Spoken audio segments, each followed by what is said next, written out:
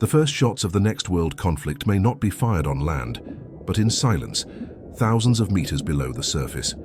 Beneath crushing pressure and freezing darkness lie the cables that sustain entire nations. If they are severed, markets implode, governments lose sight and societies collapse long before anyone realizes what happened. These fragile fiber optic lines carry nearly every message, trade order, military instruction, and diplomatic secret. They are invisible to most, yet more powerful than any army. Nations, corporations, and spies all rely on them. Their protection is paramount, but their exposure is vast, and every mile of ocean floor hides potential disaster. Disconnect a country from these veins of information, and it becomes blind, deaf, and immobilized. Banking, logistics, energy grids, air traffic, and government communications all falter.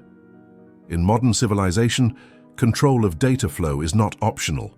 It is life or death. The Baltic Sea saw suspicious cable damage. Pipelines nearby were also targeted. Governments responded in secret meetings, panic veiled as protocol. Citizens would never know why emergency procedures triggered. The world's most critical infrastructure is hidden, yet its failure would be instantaneous and irreversible. The story begins long before fiber optics, before satellites, even before electricity. It begins with the telegraph in the 19th century, when messages first crossed oceans in minutes instead of months. Speed became power. Whoever controlled speed controlled commerce, diplomacy, and war, and empires learned that lesson well. When the first transatlantic telegraph cable linked London and New York in 1858, empires were astonished. Commands traveled faster than ships, traders speculated globally, governments coordinated strategy instantly. The world shrank without consent, and those who held the cable lines held the keys to influence. Britain quickly understood the strategic value. It constructed the All-Red Line, connecting colonies and allies across oceans. With it, London could censor messages, spy undetected, and isolate enemies. Cable control became the invisible weapon of empire, shaping history without a single cannon fired. During World War I, Britain severed Germany's overseas cables in hours. Diplomatic and military communication collapsed. Germany was forced to rely on wireless, which Britain intercepted and decrypted. Information itself became a weapon, and control of cables equaled battlefield dominance without armies on the field. Post-World War II, the United States inherited this network. Cables became the arteries of the new global order. Trade, finance, and diplomacy were routed through American or Allied oversight. Nations reliant on these lines became tethered to US strategic interests, often unknowingly. Technology changed the scale. Fiber optics replaced copper. Light pulses carried millions of simultaneous calls and billions of transactions. The ocean floor became a realm of unprecedented strategic value. One cable could rival the influence of an entire fleet or army, yet it remained nearly invisible. Today, over 98% of intercontinental communication travels through undersea cables. Satellites handle the rest, mostly remote areas or specialized military links. The popular notion that the internet exists in the clouds is a comforting illusion. The real network lives in darkness and pressure, unprotected and essential. Concentration creates vulnerability. Key choke points, Suez, Luzon Strait, Singapore, the English Channel, the Norwegian Sea, host clusters of global data lines. Interference here has consequences measured in billions of dollars and cascading national crises. The seabed becomes a hidden battlefield. Governments know these vulnerabilities. A few disrupted cables can cripple markets, stop financial exchanges, and freeze governance. Delays measured in milliseconds can translate into billions lost. The world's arteries are exposed, yet citizens remain oblivious to the silent war beneath the waves. Ownership complicates matters. Early cables were mostly state-controlled. Now corporations dominate. Google funds and operates dozens of intercontinental lines. Meta builds its own. Amazon and Microsoft are expanding. These tech giants not only store data, they move it, control it, and monetize it at global scale. When private companies control the flow of a nation's information, they become sovereign actors in all but name. They wield influence governments once commanded, shaping commerce, diplomacy, and surveillance. The digital battlefield is no longer merely about cables. It is about the power to bend entire societies. China has entered this silent arena. State-backed telecoms and Belt and Road initiatives finance cables across Africa, Asia, South America, and the Indian Ocean. These routes carry commerce and influence. Traffic flowing through them subtly shifts political leverage and expands China's strategic reach. Some cables prioritize efficiency, others are designed for surveillance and intelligence collection. For decades, navies have deployed submarines capable of intercepting traffic undetected. The Cold War saw prototypes of this power. Today, it is operational and far more advanced. Leaked documents reveal fragments of global surveillance. Room 641A in San Francisco, NSA's upstream programs, these hint at scale, but cannot capture the entirety. Nations do not announce what they tap, they announce what they deny, and the rest remains silent beneath oceans no one watches. The modern battle is fought in light pulses and fiber optics. It is invisible, fast, and merciless. Corporations, militaries, and states move pieces with precision, exploiting choke points, laying new cables, and intercepting data. One unnoticed cut could reverberate across continents before anyone grasps what occurred. This infrastructure is critical for finance, energy, security, and military command.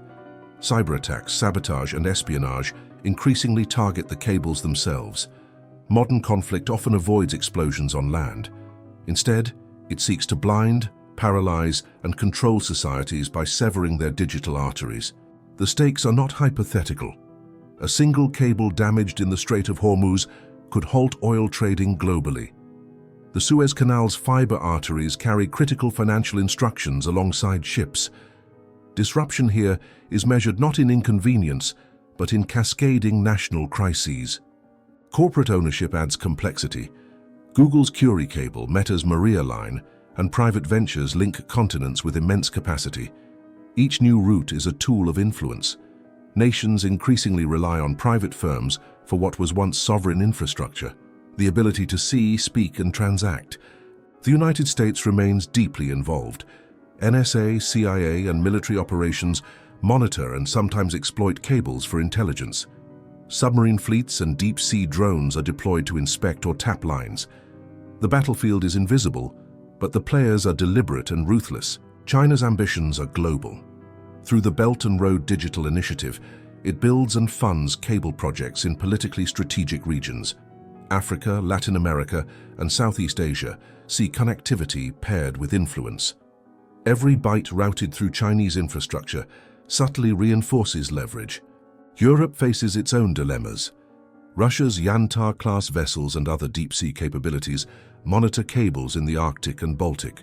NATO coordinates counter-surveillance, disputes over ownership, repair rights, and access fuel tension, yet the public rarely glimpses the stakes. Financial markets are especially vulnerable. High-frequency trading depends on predictable latency. Microseconds mean billions. A disrupted cable can not only crash stock markets, but also allow insiders to profit from chaos. Control of data flows has become a hidden financial weapon. In addition to latency, redundancy matters. Few nations have fully independent routing. Most depend on international cooperation, which is often fragile. A politically motivated disruption can cascade through multiple countries simultaneously, creating geopolitical shocks as well as economic ones. The Arctic is the next frontier. Melting ice has opened shorter transpolar routes. Subsea fiber is being laid to connect Europe, Asia, and North America through these northern corridors. Militarization follows the cables. Arctic sovereignty and digital infrastructure are now inseparable. Naval operations are directly tied to cable security. The U.S. submarine USS Jimmy Carter and Russia's Losharik are designed to repair or sabotage undersea lines. Intelligence missions map cables' exact locations, protective measures, and vulnerabilities. It is a silent war beneath waves that no civilian can see. Corporate and state interests sometimes clash. While tech companies seek efficiency and profitability, nations demand control, access, and surveillance. These conflicting incentives create tension invisible to the public, but central to modern global power dynamics. Sabotage, espionage, and interception are not always overt. damage may appear accidental. Deep-sea cable cuts have historically been attributed to anchors or storms, but intelligence assessments often suggest more deliberate causes. Denial and secrecy protect reputations, but the damage remains real. Cybersecurity cannot fully solve the problem. Physical access is still king. A cable tapped, severed, or rerouted cannot be fixed by encryption alone. The line between cyber and physical warfare blurs. Battles are fought in data streams, but their consequences strike in the real world. The private sector's growing role in national security is unprecedented. When Google or Meta lays a cable in a foreign country, it controls the flow of sensitive information. Nations may rely on these corporations to maintain sovereignty without fully understanding how much leverage they have ceded. For decades, intelligence agencies have quietly monitored both corporate and state networks. Signals intelligence depends on access to data streams. Fiber optic lines are tapped, rerouted, and mirrored. Every byte may be logged and analyzed. In the 21st century, control of information is the ultimate strategic advantage. High-stakes incidents often go unreported. Localized cable outages rarely make headlines unless they trigger visible chaos. Yet, behind closed doors, governments calculate losses, vulnerabilities, and responses. The hidden war over undersea cables shapes economies, militaries, and politics in ways the public cannot see. The narrative of open, borderless digital freedom is a myth. Data flows obey physical laws, routes, and ownership. Whoever controls the seabed has a tangible form of power. Sovereignty is no longer merely geographic. It is infrastructural, invisible, and contested under waves where nations cannot easily intervene. Even repair is risky. Specialized ships must trace damaged cables along deep and treacherous routes. Submarines or hostile powers can monitor repair operations. Every maintenance mission carries operational, intelligence, and political risks that amplify the stakes of every incident. The digital arms race continues. Nations expand cable networks for redundancy and influence. Corporations build high-capacity lines for performance and leverage. Submarine fleets deploy silently to monitor, tap, or disrupt. It is a conflict without bullets, but the stakes are existential. Control of fiber optic arteries is now a form of empire. Historical empires relied on land and sea. Modern empires rely on infrastructure invisible to most citizens. Ownership, surveillance, and protection of cables determine who can act quickly, who can trade efficiently, and who can defend or attack remotely. Emerging technology adds urgency. Quantum computing, AI-driven routing, and autonomous repair drones are being deployed. Nations race to protect and exploit cables with technology that the public may not even recognize. The battlefield is under the ocean, but the consequences are global. Arctic routes will become increasingly strategic as ice melts. Shorter paths link Europe, Asia, and North America. Cables laid here face extreme conditions and military scrutiny. Ownership disputes already simmer, with Russia, NATO, and China watching each other, ready to act if advantage appears. Private corporations move faster than states. A new cable can be financed, laid, and operational in months, while nations debate regulations and sovereignty. Speed becomes leverage. Whoever lays the route first can dictate terms, influence traffic, and extract concessions before rivals even realize what has changed. Every major port and landing station is a focal point of surveillance. From Singapore to Lisbon, from Los Angeles to Sydney, cables emerge from the seabed, connecting to controlled hubs. These nodes are as strategically vital as military bases. Control the hub, and you control access. The military stakes are profound. Submarines like the US USS Jimmy Carter or Russia's Losharik can inspect, repair, or sabotage cables deep underwater. Operations remain classified. Few civilians know these missions exist, yet they represent some of the most consequential and risky deployments in modern navies. Financial and political leverage intertwines. Stock markets, energy flows, and trade depend on uninterrupted data. Latency advantages can generate billions. Nations that control routing or choke points can influence negotiations, sanctions, and commerce without firing a single shot. Control of the unseen is supreme. Cables are vulnerable to sabotage, natural events, and accidents. Anchors, earthquakes, or storms can disrupt lines. But intelligence agencies and corporations know how to distinguish natural causes from deliberate acts. Every interruption triggers a secret calculus: who benefits, who loses, and what the next move must be. The hidden war is also legal and political. Cable rights, landing permissions, and international treaties create friction. Companies navigate laws while states assert sovereignty. Disputes rarely reach public scrutiny, but they shape alliances, determine investment flows, and influence geopolitical alignments for decades. Some nations are trying to build redundancy. Redundant cables, alternative routes, and partnerships reduce single points of failure. But redundancy is expensive and often insufficient. A well-targeted disruption can still paralyze regions. The very geography of oceans and straits dictates vulnerability. The story of cables is also a story of secrecy. Early espionage, Cold War tapping, and surveillance programs set the precedent. Today, operations are far more advanced, global in scope, and intertwined with corporate infrastructure. Silence is part of the strategy. Knowledge is power and disclosure is weakness. The narrative that the internet is borderless is false. Its lifeblood moves through predictable paths. Whoever dominates these paths wields a quiet yet profound form of power. Borders matter less than choke points. Sovereignty now includes invisible fiber optic lines crisscrossing the ocean floor. Emerging threats compound risk. Cyber attacks, sabotage, and espionage target these critical lines. Physical security, encryption, and routing intelligence are all defensive measures.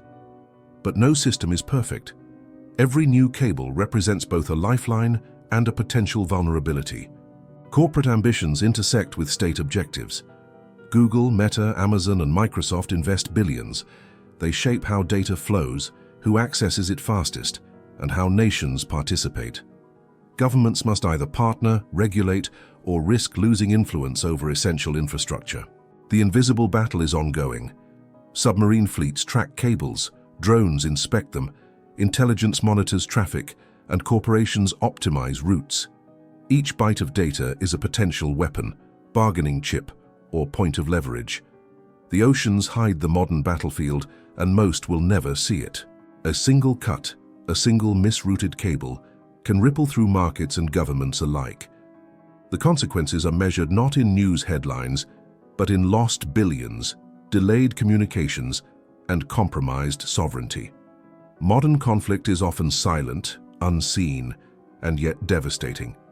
Future conflict will intensify. AI-driven routing, autonomous repair drones, and quantum communication promise new efficiencies, but also new vulnerabilities.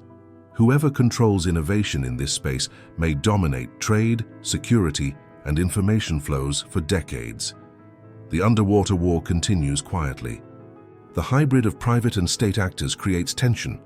Corporations seek efficiency and profit. States demand sovereignty and control. When interests clash, the world experiences subtle disruption before open confrontation. Fiber optic lines have become the ultimate chessboard of modern power. Every landing station, every repeater, every splice point is a strategic asset. Control one and you can influence entire regions. Neutral countries may be forced to choose sides or accept invisible dependencies. The infrastructure we take for granted is also a lever of coercion. The Arctic and deep seas are new frontiers. Shorter, faster routes attract both commercial investment and military surveillance. The global scramble for data sovereignty is quiet, but it will shape alliances, trade, and conflict. Geography and technology converge to make the oceans a new battlefield. The next global crisis may not involve bombs, but severed light pulses. Nations, corporations, and militaries prepare for scenarios most citizens cannot imagine. Control, redundancy, and secrecy dictate who survives and who falters. The hidden war beneath the waves has only begun. In the end, the world depends on fragile, invisible lines. Fiber optic cables are more than infrastructure. They are instruments of power, control, and influence. Whoever masters them shapes not just commerce or communication, but sovereignty itself. The oceans hide their secrets, but the consequences are real.